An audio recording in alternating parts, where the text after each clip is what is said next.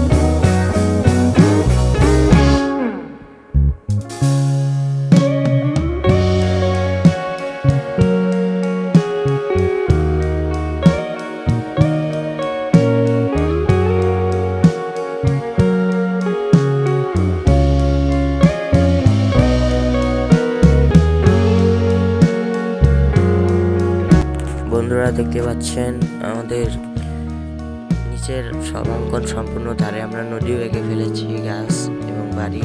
আকাশটা ফাঁকা ফাঁকা লাগছিল, তাই আমরা একটি সূর্য আঁকলাম এবং সাইডগুলো দিয়ে সাদা মেঘ এঁকে দিলাম। দেখতেই পাচ্ছেন আমি কিভাবে আঁকছি। সাদা মেঘগুলোর নিচ দিয়ে সোজা করে আমরা পেন্সিল দিয়ে হালকা করে দাড়ি দিয়ে দিব। সেই দাড়ির ভিতরে আমরা যে হালকা আকাশি রংটি সেটি করব। ঠিক আছে বন্ধুরা, আগে সূর্যটি আঁকতে আমরা কমলা রংটি করে নিচ্ছি।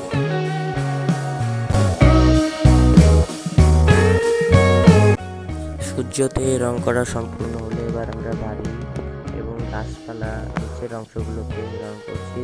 দূরের ছোপগুলোতে নিচের অংশে আমি গাঢ় সবুজ এবং উপরের দিকে আমি হালকা সবুজটা করছি। করে নিচ্ছি এভাবে কোথায় কি রং করছি।